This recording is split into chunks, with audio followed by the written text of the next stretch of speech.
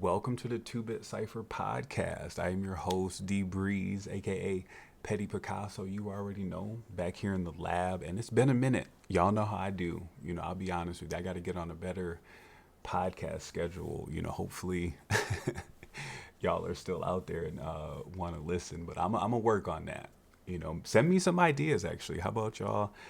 Send me something. Hit my socials. DM me. DMs are open. Let me know if there's anything that you want to hear. But today I just want to talk men's mental health. It is Mental Health Awareness Month, and I think it's important to talk about it.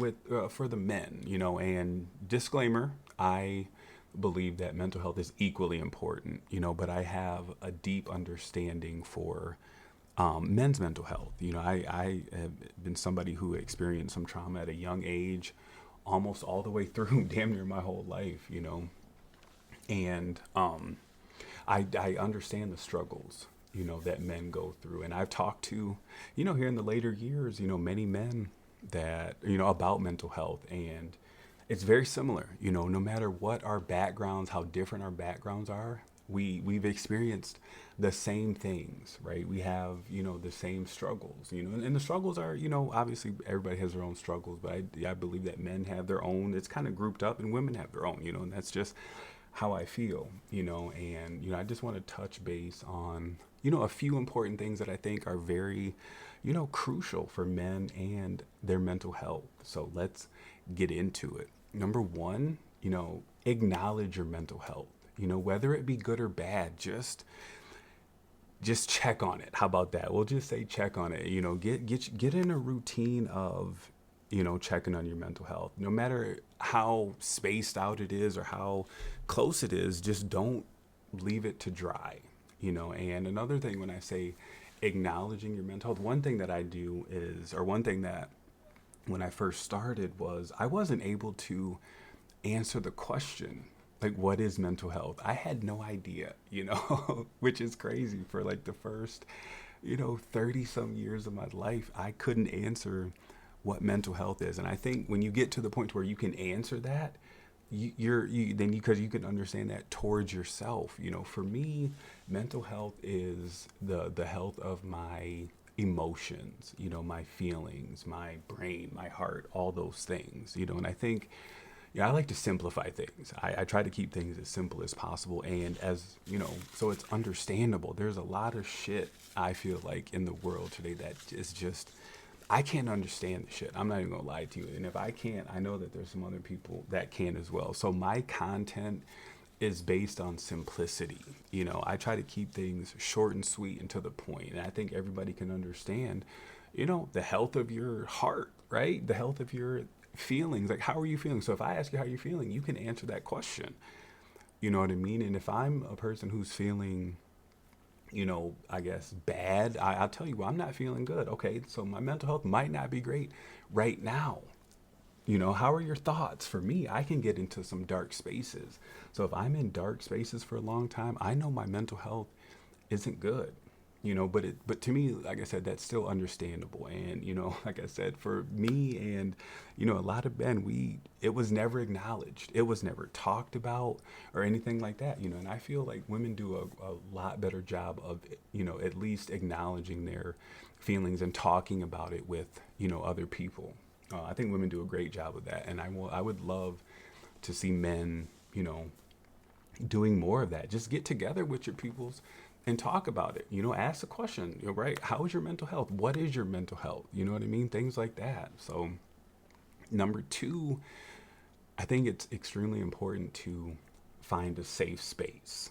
Safe spaces are extremely important. And to me, a safe space is a spot where you can express yourself without judgment, and heavy on the without judgment. Because what can happen is you can find yourself in situations where people will try to use your mental health against you. As unfortunate as that is, and it's crazy because it's like, you know what, I'm opening myself up and you're going to use that against me, and that shit hurts. Y'all already know it. I'm sure everybody who's listening has had an experience like that. But finding you a safe space, and for me, it's my best friends, right? My best friends from years ago, and they've always been my safe space. However, I didn't know it. until recently because I never acknowledged it. I never knew that I needed one. Now that I have one, I talk to those people every single day. And I know that if I come to them, I can be myself. I can open up, and I know that there's no judgment there, whether they agree with it or not. A safe space is not about agreeing with somebody. It's just about providing, that space for somebody to be themselves, let you know that, things aren't okay with them or things are okay. Like I said, both good or bad. And then, those people, I value their feedback. I value their opinion. And my content, I talk a lot about, cutting people off and things like that. But, that's just my content. I have people in my life that I value their opinion almost more than mine because I can be a loose cannon. You already know. I can go off the rails, and my safe spaces are people that rein me in. So, and this is where kind of boundaries come into play. I have a whole podcast on boundaries. Boundaries help you find your safe space, and also your safe space doesn't have to be people that right? It can be people online, it can be a book, it can be anything. I think that it's just extremely important to express your feelings however you choose to do so. And that's what my content is about. My content is about expressing who I am. And I try to do it in a way that people, like me, or who have been in, similar situations and me, understand it. And then when you do that, you are creating that safe space. My content is a safe space. It's a mental health safe space for people that, are just working through it, trying to go through it, whether you're at rock bottom, working your way up, whether you're at the top. I try to do things that make you feel seen. I want people to feel seen. And another thing that I didn't even have in my notes, feeling seen is very important. And that's one thing that I love about being on social media is, you can feel seen, right? My content is wild and crazy to some people, but it's just me expressing myself, and it helps other people feel seen because we feel the same. We've experienced similar things, and it is what it is. Dark humor. Dark humor is one of my favorite things on this planet, and that's just based on where I came from. Dark humor became an outlet for me, and it's an outlet for a lot of people. So you can come to my pages and see some dark humor, give me some dark humor, and it's totally understood no matter how dark it is. That's how you feel seen. But to get back what I said, make sure your space is safe. And I have a rule. If I can't confirm that the space is safe, then it's just not safe.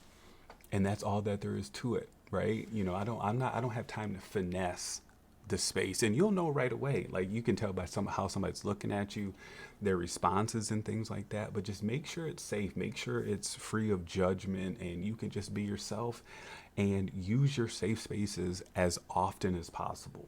And I think for growing up, it's hard to find safe spaces. It's hard to know that it's okay to express your feelings. And that leads me into my final point, which is, most importantly for a man, know that it's okay to not be okay. Now, I speak for myself, and I can speak for, my close friends and, things like that. For a man, from Jump Street, it's almost like it's not okay to not be okay. You know what I mean? Like, when you start, as soon as you cry, as you start getting older, it's be tough. Okay, you're acting like a girl.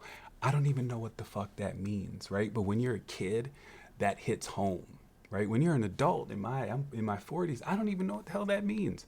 But that hits home when you're a kid. And then as you go through school, you're kind of like, well, I can't cry in school because then I'm going to be known as the kid who cries all the time.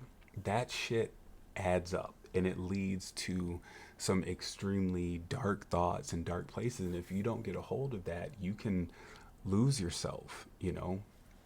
And like I said, men are just groomed to be tough. But now also, I do believe that there should be a balance there. I do believe that there are situations where being tough is required, but there are also situations where being soft is required, and it's about finding that balance. And that's one thing that I do currently, right? Yes, I'm tough, I'm rough and rugged, but I also have my spaces where I can be extremely soft. I live in a state of duality, right? I have one side of me that enforces the boundaries, that doesn't mind doing the dirty work. But then I also have a side of me that's completely free of boundaries and everything else like that, because like I've said before, I'm an empath. I want to feel the emotions of the people around me. So I have that side, and my darker side protects the lighter side, right? And I'm with that. I'm that way with my kids, and I'm around my kids and, my best friends. There's no boundaries there at all, because that's my safe space. I know I can let all my walls down, and that way that ensures that I express myself 100%. And then that also ensures that the energy that comes my way is fully absorbed, right? As an empath, you feel other people's energy. I don't need anything blocking that. So I have to have my space where it's just free and clear. I want to know what my kids are feeling. And if I have boundaries in place, I might miss something, right? Just with my friends come to me for advice. I go to them for advice. If I have things blocking me, I'm not going to give everything, right? And I'm not going to receive everything. So just, I can't stress that enough for a man, just knowing that it's okay to not be okay. Like, I feel that, we have emotions for a reason, and men are taught to not show those emotions at an early age. And I believe that, when things are meant to be and they don't happen, just problems arise. Like, if we're meant to cry, we're meant to feel sad, we're meant to, hurt, things like that. And when you block that, it's going to have some grave consequences. And I know that from experience. That's my whole life, was just blocking everything out. I got to be tough. I can't cry. And I saw that at an early age from like the men in my life. Like, damn, we golly. And I remember, and what's crazy is I think back and I'm like, I don't remember, men being soft at all. There may be one time, two times where I'm like, wow. And those are the times that really stick out, right? And then, it's kind of like, that's my role model. I got to be tough. And it just, ends up just, hurting you in the long run. So just know, and I'll say this a million more times, know that it's okay to not be okay. To me, that's the most important thing when it comes to mental health in general, and especially men's mental health. So with that being said, like I said, I just wanted to get a few things off my chest. It's been a little bit, sometimes I got a lot to say. So this was a decent one. Hopefully y'all enjoyed. And if you did, please like, share, subscribe, do all the things. And, stay tuned for the next episode. Petty Luya.